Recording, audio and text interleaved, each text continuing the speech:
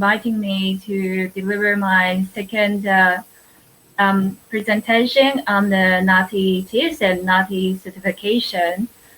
Today, I'll be talking about what happens after you pass NAATI TIS and get your NAATI certification, because you don't just pass the TIS once and that's your set for life, because actually every 3 years you have to go through this recertification process in order to keep your NAATI certification. And I first got my NAATI, it was still accreditation. So it was similar system, but it was called a different name in 2015. And after that, I should have done my recertification in 2018, but that's when they were rolling out, when was trying to get people to transition into the new certification system. So we got a bit of a grace period. I was one of the first interpreters to transition into this new certification system, and I received my certification in January 2019. So I have gone through the recertification process already, and today I'll be sharing with you what is required and what, based on my experience, is easier to achieve. And I'll also share my NAATI logbook, because once you have passed NAATI certification, you can go on their website and you will have your membership credential, you have your own account, and you can keep a record of all your work and your PD events that you have done, and you automatically calculate how many points you have and how many more you still need. So first one, this is the criteria for getting recertified. All this information today is from NAATI's official professional development category, which will be, I have attached the download link in my last slide. And you can just copy the link and paste, and you'll find this document. Because I don't have the complete document here, but I'll show you, give you an overview. So to get recertified, you actually have to meet the work practice criteria and professional development criteria, or we call PD. So for work practice, if you are a certified translator, for each certification, like each language pair and each direction, you will have to have translated or reviewed 10,000 words every year. So for 3 years, you have to have translated and or reviewed 30,000 words, and that's for one pair of language and one direction. So for example, if you hold certification from English into Turkey, you have to do 10,000 words in that direction. And if you also have certification from Turkey into English, you have to do 10,000 words in that direction as well. And for myself, I find if you want stable workload for translation jobs, you will want to be working with agencies who will just constantly send you projects to work on. But a lot bigger agencies or companies, they much prefer that you only work on one direction, which is from a foreign language into your mother tongue. So for me, my agency that I work with, they much prefer that I only work from English into Chinese. So that is, for me, that will be a lot more difficult to accumulate 10,000 words the other direction from Chinese into English. So this is something for you to consider if you are thinking about getting both directions for your language pair, or if you have more than one language pairs that you want to get certified for, because that means you will have more workload that you have to achieve each year, and that's something for you to think about. And as for interpreting certification, you have to achieve an average of 40 assignments or 40 hours a year. So this is, I think, relatively easy. Even if you just work as an interpreter part-time, it's quite doable to get 40 assignments. So it doesn't have to be 1 hour. It could be like a 10-minute phone call. It's still one assignment, and I think it's really doable to achieve 40 assignments each year. And this is for the work practice. And as for the professional development criteria, that's the interesting part because there's many different activities that you can participate. And there's three main categories under this professional development criteria.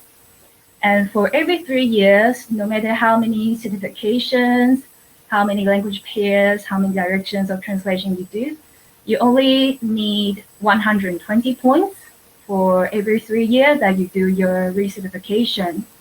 And these 120 points, you have to gain them from 3 categories, and you have to gain 30 points at least from each category.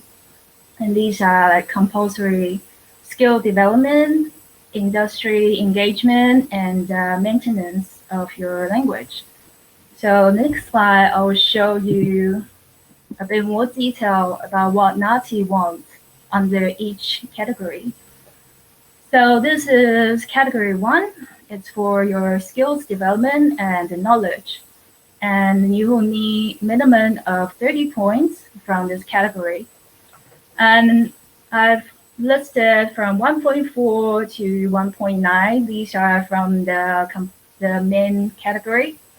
And I've picked these, which I think is more doable because some of the others can be quite academic. Some of the professional development are for academics or teachers, like who teach a formal course or who teach like a NAATI endorsed qualification. And that's not as easy for everyone to have that kind of opportunity. So I've listed some easier activities here. So the first one, you can attend formal professional development sessions, workshops, seminars, which is like what we're doing right now. You are attending this seminar. And there's different points you get. So for most of these seminars will be between 1 and 4 hours. That means each time you attend one seminar, you can get 10 points under this category 1.4. And you'll need 30 points. So you can attend 3 of these a year over the 3 years time, and you will have the minimum points. And 1.5 is easier one because 1.5 doesn't actually specify this training, what type of training session. Like it doesn't have to be specifically related to translation or interpreting. It can be for your general computer literacy or your general business management and upkeep your own proficiency. So 1.5 is it's very friendly for everyone who attends some kind of training session that's helpful for you personally, for your career. It pretty much all falls under this category. And 1.6, if you work with an agency or company, most of the time before you get on board, they will have a training session with you. And that counts as PD event as well. And this one, NAATI has specified that you can only claim 10 points per recertification application. So some of these PD events, NAATI doesn't really want you to just only do these kinds. They want you to do a few different kinds of PD events.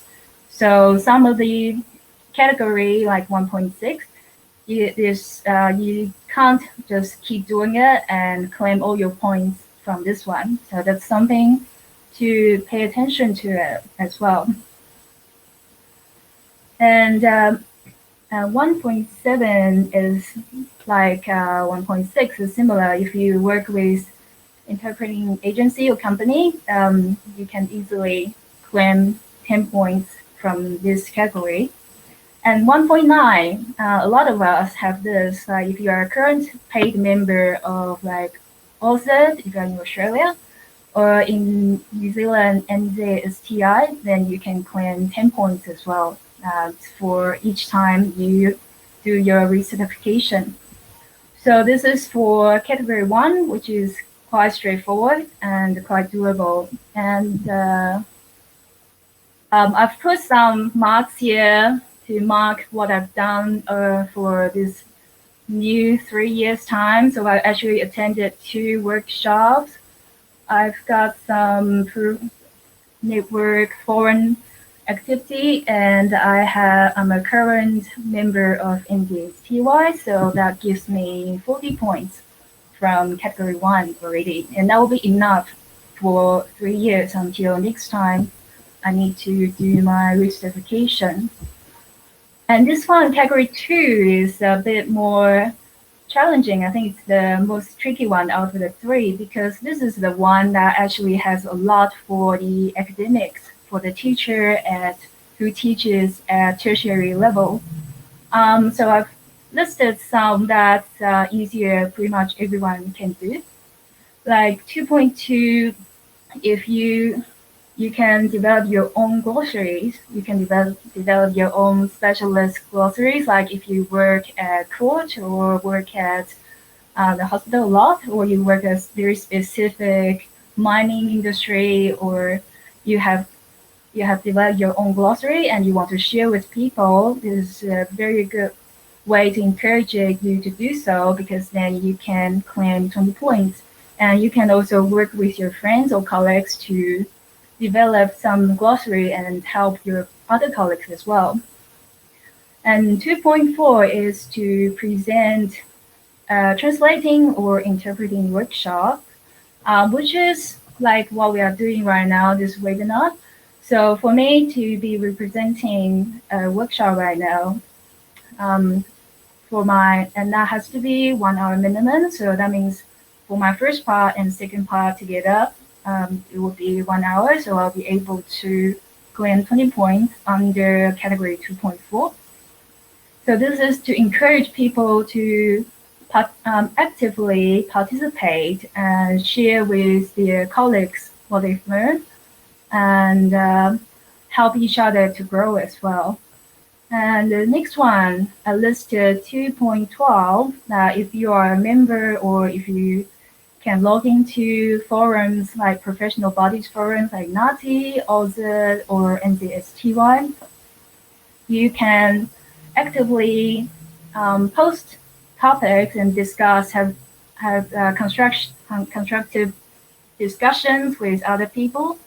You can claim 10 points as well, but it has to be productive, and you have to post at least twice a year. So this is something to keep you going as well, to remind you that you have to be actively participate in our industry and to engage with others. 2.13 is for you to have active membership in your local cultural club or similar body, or you contribute to local specialist media. There's a lot. I know there's various associations or media in local language. So if you are a member already, then you can consider becoming more active and maybe make your contribution, write an article or present something in the local media as well, and that will attract 10 points under 2.13. Or 2.15, that sometimes our colleagues, maybe someone who's doing their PhD or their thesis in this industry, they will need to collect a lot of people's idea and experience, and I've got an email from NAATI before to help someone to do their thesis, and all we needed to do is to complete an online survey, and that's all we had to do, and that would attract 10 points under 2.15. So, and then the tricky part about category 2 is you not only have to have 30 points from this category, but you have to at least have one activity from the ethics subcategory, which is from 2.17 to 2.21, which will be on my next page. So smiley faces showing I've done the workshop and I've done an online survey. So that's 30 points there already. And here, this page is just about the ethics subcategory because NAATI really has this emphasis on ethics, and they want people to keep talking about it, discussing, and keeping ourselves to make sure that we actually behave in the best way we can. So here, like including 2.17 is a quite academic one. If you teach ethics for translators or interpreters, then you can get for one semester or more, then you can get 30 points. Or if you help facilitate a training event, but not just any training event, it has to be about ethics. Or you can regularly study, talk about, discuss, or write about ethics, or read about ethics, either yourself or with your friends, with your colleagues, and you will have 10 points, but you will have to submit evidence like a statutory declaration saying you actually have done this and that, and by a peer, so not just yourself.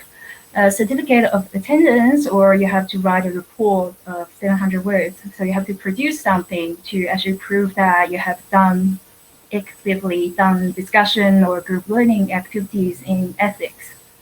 Or 2.20 is to if you attend a training event. For me, I've done 2 of these training events, and this is still out of all the subcategory, I think still the easiest one.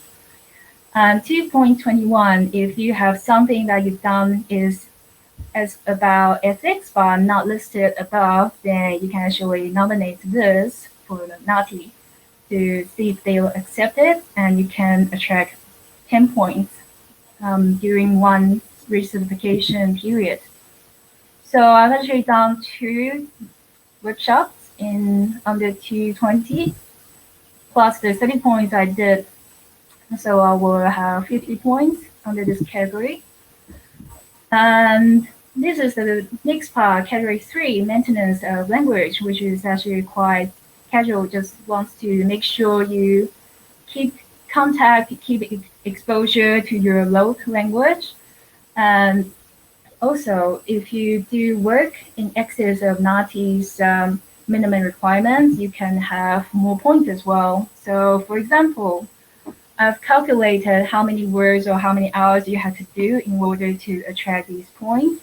If you are a translator and you translate 16,700 words per year, you will have that 10 points.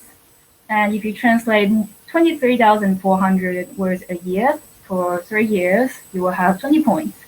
And if you are an interpreter and you interpret an average of 67 hours a year, you will have 10 points. And if you interpret for 84 hours or assignments a year, you will have 20 points. So this is something for you to encourage you to do more work as well, and you'll be rewarded. And 3.4 and 3.5 is actually quite similar depending on what country you live in and what's the language, what's the official language spoken there. So if you are in Australia or New Zealand, but there's a country that speaks your road that you go back to or you go to, and for the time you spend there for 1 to 4 weeks, you can claim 10 points, and it doesn't have to be 1 to 4 weeks consecutively. You can actually add the days you spend there for an entire recertification period, and you can get either 10 or 20 points. And then the last one is 3.6. If you subscribe to your local website, newspaper, magazines, or television channels, or I think YouTube channels will count, and you have to subscribe to them for at least 1 year, then you will have 10 points. So for my personal calculator, actually have met the 84 hours assignments per year, and I've spent time back outside Australia and New Zealand where my log is spoken, and I've subscribed to my Log channel on YouTube. So for me, there will be another 40 points. So that's it. That's enough because I need minimum 30 points from each category and a total of 120 points. So this is my, so that's me getting my 120 points. And here my last slide is the second link is this document I just showed you. It's the professional development catalog. And the first one is for the certification scheme, which I used in my previous presentation. And you can find the recording on Transnational's website. And now I'll just quickly show you my NAATI logbook to show you what it looks like.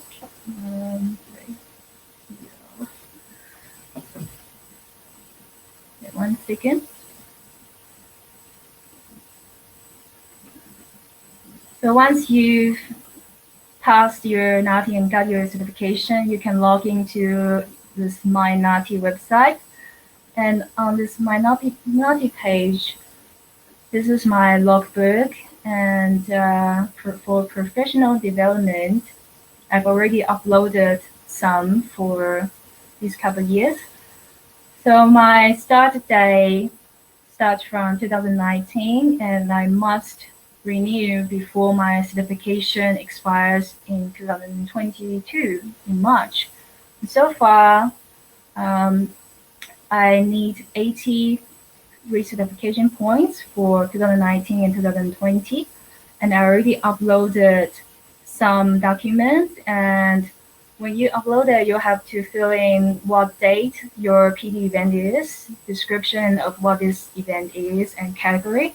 Most of the PD event the host will issue you a certificate of attendance, and most of them will show you the date of this event, your name, and under what category. Sometimes they don't say it on the certificate, but you can always ask the host or just refer to this category guide. And so most of the hosts will send you certificate of completion after you have attended. So like this one, it specifies that this will fall under the recertification scheme under 2.2, it should be 2.20 under the ethics subcategory. So this is my logbook, and you will have one logbook for PD and another one for your interpreting certification and translation. And you'll have one for each direction. So, and I'll show you. I haven't uploaded new one for this one, but I can show you the old ones, the ones I've done before from 2018 to 2019.